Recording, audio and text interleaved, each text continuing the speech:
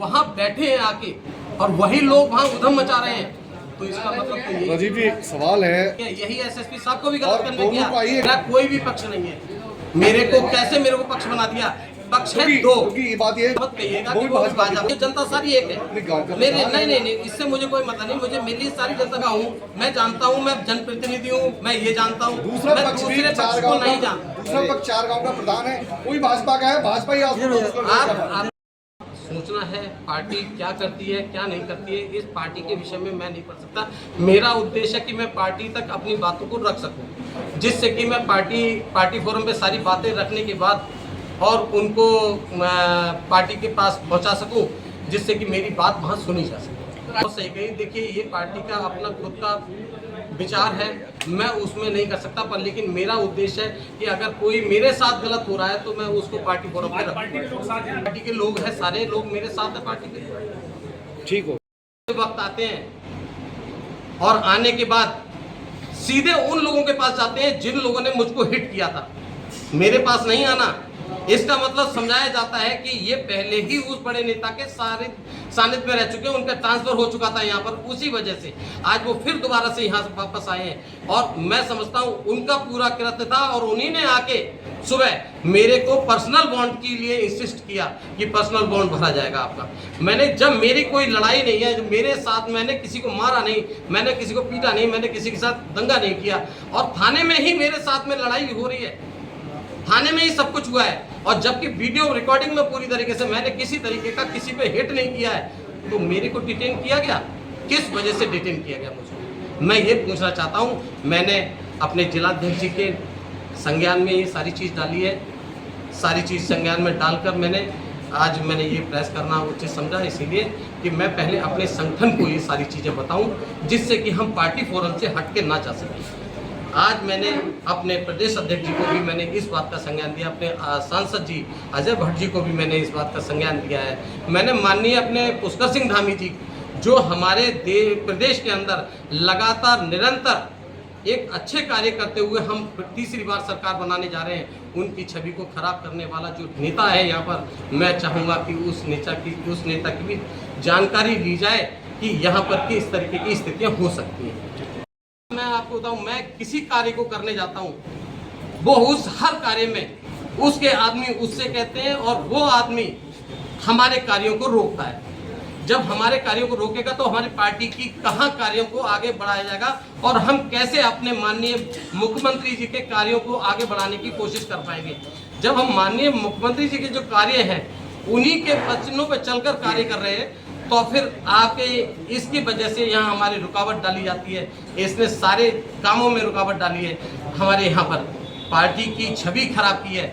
आप बताइए, भारतीय जनता पार्टी का एक वरिष्ठ नेता जो कोतवाली के अंदर डिटेन कराया इस बड़े नेता ने, क्या भारतीय जनता पार्टी की छवि खराब नहीं हुई? हमारे माननीय मुख्यमंत्री पुष्कर सिंह धामी जी की छवि खराब नहीं हुई? जो हम दावा कर रहे हैं कि हम 2027 में पूर्ण बहुमत से आएंगे और हम हर सीट को जीतने का दावा कर रहे हैं, तो इस तरीके के मैं समझता हूं जो ये कार्य किया गया है, जिस तरीके से इसने कार्य किया है यहाँ पर अपने ही पार्टी के व्यक्ति को दबाने के लिए और उसके प्रभाव को रोकने के लिए कार्य जो किया है, मेरे ख्याल से एक बहुत बड़ा कृत्य इन्होंने किया है और पार्टी को कहीं ना कहीं पीछे धकेलने का कार्य किया है। मेरी छवि खराब की। मैं एक बात कहना चाहता हूँ कोतवाल साहब की भी, कि कोतवाल साहब को ये हक किसने दिया? मैं अगर किसी जनप्रतिनिधि होने की वजह से किसी के साथ आया हूं और किसी ने मेरे को ही हिट किया, आपने बात ना सुनते हुए भी आप जाके घर में अंदर सो गए। आपने ये नहीं सोचा बात को पहले संज्ञान में लिया जाए क्या नहीं लिया जाए, आपने संज्ञान में नहीं लिया जाए। मैं गुजारिश करूंगा इसकी जांच कराने के लिए मैं पूरे आदेश पारित कराऊंगा कि इसकी जांच होनी चाहिए। मेरे साथ किसने खेल किया, कौन सा नेता ऐसा था जिस नेता ने मेरे को रोका और मेरे को वहाँ पे डिटेन कराया गया। हालांकि और इन्होंने पर्सनल बॉन्ड पे, मैं आपको एक चीज़ कहता हूँ, ये वो बड़ा नेता जो है, वो बड़ा नेता लगातार इस थाने को ऑर्गेनाइज कर रहा है, लगातार चला रहा है। और उसमें मैं आपको बताता हूँ, एक head moderator mister Rajiv Chaudhary ji, मैं बिल्कुल नाम लेना चाहूँगा,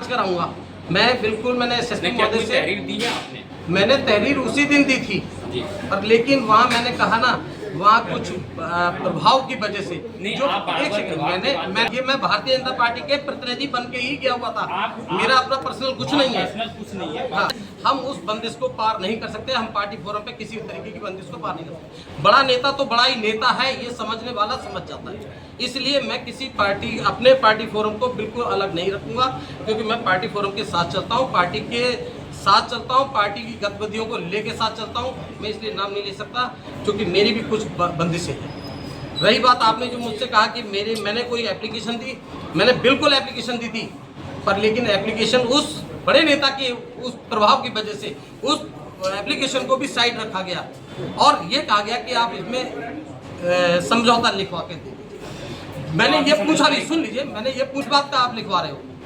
मैंने जब मेरे से कोई झगड़ा नहीं हुआ है, मेरे से मारपीट की गया, मेरे ऊपर हमला किया गया है, उसका आपको संज्ञान लेना चाहिए। आपका कहना है कि आपके साथ लोग हैं, आप कह रहे हैं। बिल्कुल ऐसा नहीं है। बगैर कानूनी प्रक्रिया के मैं आगे नहीं बढ़ूंगा। कानूनी प्रक्रिया से ही चल रहा हूं।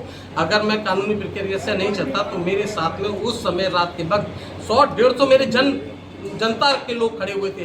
हो सकता है ऐसा कोई बवाल करते, पर लेकिन मैंने सबको रोका। मैंने किसी तरीके का कोई बवाल नहीं, चूंकि हमारी पार्टी है, हमारी आपका सरकार है, हम कोई ऐसा काम नहीं करना चाहते जिससे कि हमारी पार्टी पे कोई उंगली उठा सके। सर, मैं उनके खिलाफ अभी कार्रवाई नहीं, पहले मैं एसएसपी साहब से मेरी बात चल रही है, मैंने आज एसएसपी साहब के संज्ञान में डाला है और मैं उस बात की मैंने रिकॉर्डिंग निकलवाई है। वहाँ से मैंने एसएसपी साहब ने मुझसे खुद कहा है कि उसकी रिकॉर्डिंग निकलवा के उसकी जाँच करी जाए और मैं चाहता हूं कि उसकी जांच हो। आप सवाल कि जो सत्तारूढ़ दल का जो बड़ा नेता है, मैं फिर बार बार कह रहा हूं, उसका प्रभाव है, वो कोतवाली चला रहा है और जो जिस पे प्रभाव है, हमारे कोतवाल साहब के ऊपर जिस तरीके का प्रभाव पड़ा उस दिन, तो मैं इस बात में असमंजस था कि भाई किस तरीके से कोतवाल साहब ने उसको कैसे उसका अपने ऊपर दबाव सहन किया। मैं इस बात को फिर कहना चाहता हूँ।